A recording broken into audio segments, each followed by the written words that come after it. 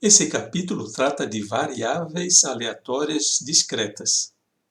O que é uma variável aleatória? O conceito parece meio estranho. Vamos com um exemplo. Essa esfera está caindo em cima desse pino e ela pode se desviar ou para a direita ou ela pode se desviar também para a esquerda. Existe a mesma probabilidade de 50% dela vir para um lado ou para o outro. Vamos ver aqui uma situação um pouquinho mais interessante, onde nós temos também esferas caindo sobre pinos, só que são uma, duas, três, quatro fileiras de pinos. Cada uma das incidências, ela também pode ir para a direita, pode ir para a esquerda. E no final, ela vai cair em um desses corredores aqui, que estão numerados de 0 a 4. Qual desses corredores que ela vai cair? Não dá para prever exatamente. Ele pode ser qualquer um desses aqui. Se a gente associar o número correspondente ao corredor à posição que a esfera parou, nós temos um exemplo de uma variável aleatória. É uma variável cujo valor a gente não consegue dizer exatamente qual é. Ele está sempre mudando, mas ele representa o resultado de um experimento aleatório. Então, nesse capítulo, nós vamos começar definindo o conceito de variáveis aleatórias. Depois estudaremos a distribuição de probabilidade de uma variável aleatória, a função de distribuição cumulativa, veremos como calcular a média e a variância de uma variável aleatória a partir do conhecimento da função de distribuição de probabilidade. Depois estudaremos um exemplo, que é a distribuição discreta uniforme, é a mais simples que tem, e estudaremos a distribuição binomial.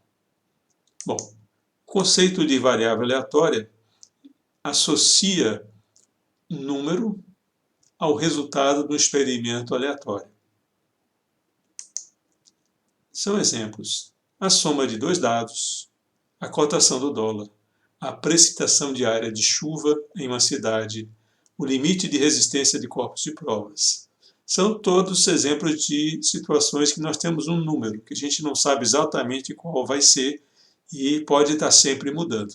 Essa é uma característica das variáveis aleatórias. Elas podem ser discretas ou contínuas.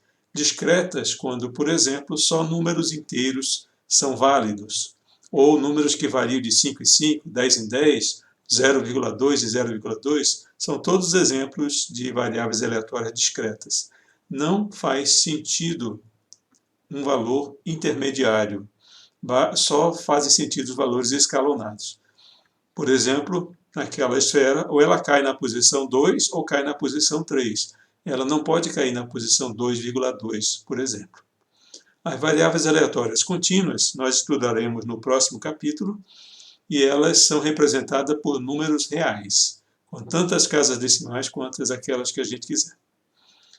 A nomenclatura dos livros de estatísticas reservam letras maiúsculas para representar os nomes das variáveis aleatórias e letras minúsculas para representar valores possíveis dessas variáveis aleatórias. Essa mesma nomenclatura nós vamos utilizar aqui. Nesse capítulo, trataremos das variáveis aleatórias discretas. Um outro exemplo de variável aleatória discreta é o número de passageiros pagantes na linha da Barra da Lagoa no horário das 7 da manhã, nos dias de semana. Quantas pessoas vão pegar esse ônibus? Olha, a gente não sabe exatamente. Se nos basearmos na história, existe um certo número que praticamente se repete quase todos os dias. São aqueles moradores que têm um compromisso profissional, trabalham em algum lugar e que usam esse ônibus com regularidade. Mas pode acontecer de alguém ter se atrasado e perder aquele ônibus. Aí você vai ter um número menor de pessoas, ou alguém que deveria ter pego o ônibus imediatamente anterior, que o perdeu e terminou vindo nesse ônibus. Ou um passageiro não costumais, alguém que por acaso estava lá e resolveu pegar esse ônibus. Então a gente nunca sabe exatamente qual vai ser o valor, o número de passageiros que vai estar nesse ônibus. Mas olhando, conhecendo registrando a história, a gente pode ter uma ideia mais ou menos do valor aproximado.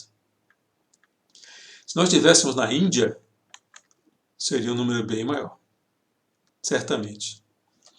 Esse aqui são os passageiros da primeira classe, que tem ar-condicionado, e eu não consigo imaginar como é que se sentem as pessoas que estão em pé no corredor, no meio de um vagão como esse que está aqui. Deve ser punk. Esse aqui provavelmente é o maquinista. Bom, uma variável aleatória, como diz o nome, é aleatória. Qual o próximo valor que essa variável aleatória vai apresentar? Não é possível dizer exatamente qual vai ser o valor. Entretanto, se a gente entender, estudar e analisar uma variável aleatória, a gente consegue determinar a probabilidade de cada um dos valores possíveis ser obtido. E com essa informação, é possível a gente tirar uma série de conclusões sobre uma variável aleatória, inclusive aprender a lidar com ela. A função chamada distribuição de probabilidade é muito útil para isso. Ela atribui a probabilidade a cada valor possível de uma variável aleatória discreta. Ela é denotada por esse símbolo f minúsculo de x. O significado é, para um certo valor xi, um valor possível da variável aleatória x maiúsculo, f minúsculo de xi é igual à probabilidade dessa variável aleatória apresentar um valor igual a xi. Para exemplificar, considere um dado honesto, onde a gente lança esse dado uma vez e obtém qualquer um desses 6 valores. Todos eles têm a mesma probabilidade de serem obtidos. Então, a função distribuição de probabilidade será igual a 1/6 para qualquer valor de x. É uniforme.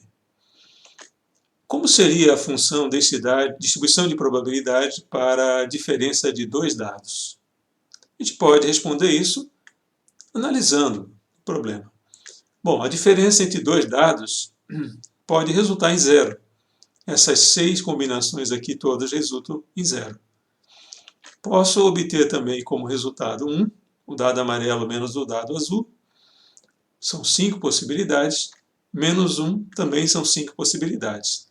E assim a gente vê que existem 4 possibilidades para 2 e menos 2, 3 possibilidades para 3 e menos 3, e, por último, só uma possibilidade para obter 5 e uma possibilidade para obter menos 5.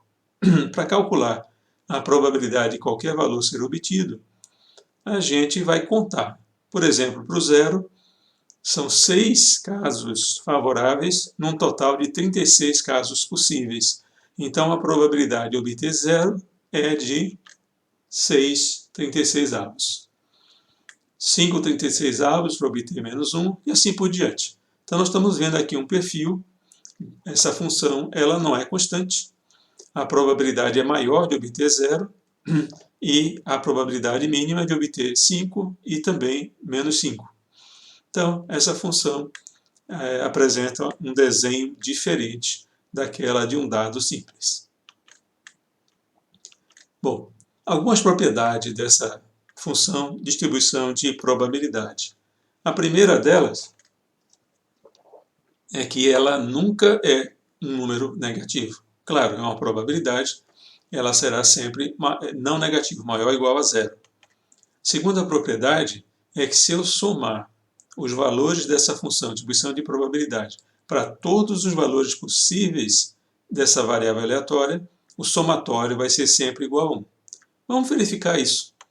Aqui no caso de um lançamento de um dado, os 6 valores estão aqui, e se nós somarmos todas essas probabilidades, são iguais a 1/6, somando todo mundo aqui, dividindo por 6, nós obtemos 1, que é essa propriedade 2 aqui. Nós pegarmos aquele caso da diferença dos dados, também nós verificamos aqui, somando todas as probabilidades, o resultado também coincide com 1.